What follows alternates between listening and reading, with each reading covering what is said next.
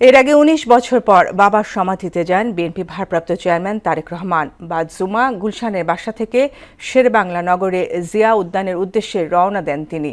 এ সময় পথে পথে নেতাকর্মীদের ঢল নামে।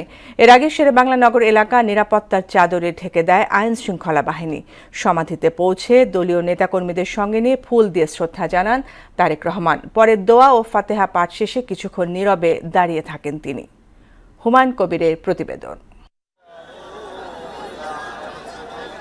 ২০০৬ সাল থেকে ২০২৫ কেটে গেছে ১৯ বছর। ইচ্ছে থাকার পরও বাবার কবরে আসতে পারেননি তারেক রহমান। তাই দেশে ফেরার পরের দিনে বাবার সমাধির উদ্দেশ্যে রওনা। তার আগমন ঘিরে জিয়া উদ্যান এলাকায় নেওয়া হয় কঠোর নিরাপত্তা ব্যবস্থা। দলের সিনিয়র নেতাদের নিয়ে পিতা সাবেক রাষ্ট্রপতি ও বিএনপির প্রতিষ্ঠাতা শহীদ প্রেসিডেন্ট জিয়াউর রহমানের কবর জিয়ারত করেন দলের ভারপ্রাপ্ত চেয়ারম্যান তারেক রহমান। পরে বাবার কবরের পাশে কিছুক্ষণ অশ্রুসিক্ত নয়নে দাঁড়িয়ে থাকেন তিনি। তারেক রহমানের আগমন ঘিরে দলীয় নেতাকর্মীরা ভিড় করেন জিয়া উদ্যান এলাকায়। এ সময় তারা তার স্বদেশ প্রত্যাবর্তনে শুকরিয়া জানান। প্রত্যাশা করেন তারেক রহমানের পরিকল্পনায় এগিয়ে যাবে বাংলাদেশ। তারেক রহমান সাহেবের যে আহ্বান, সকলে মিলেমিশে একটি সুন্দর ভবিষ্যৎ আধুনিক বাংলাদেশ গড়ে তোলা আমাদের লক্ষ্য।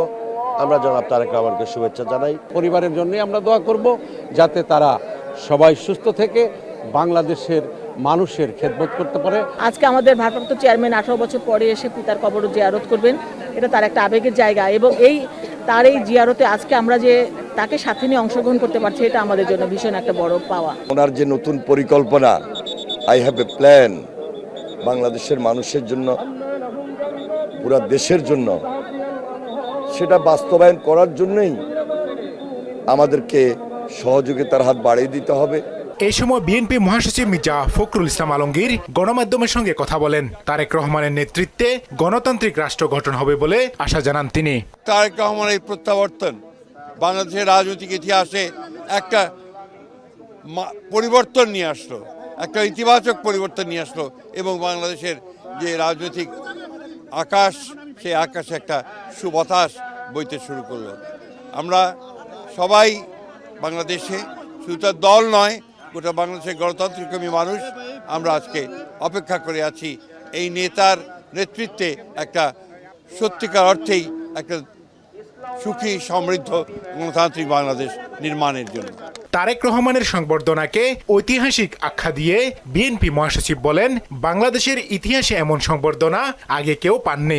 বাংলাদেশের রাজনৈতিক ইতিহাসে এই ধরনের রাজকীয় প্রত্যাবর্তন এবং জনগণের স্বতঃস্ফূর্ত সম্বর্ধনা খুব কম নেতার পক্ষেই পাওয়া সম্ভব হয়েছে। হুমায়ুন কবির, মোহনা সংবাদ, ঢাকা।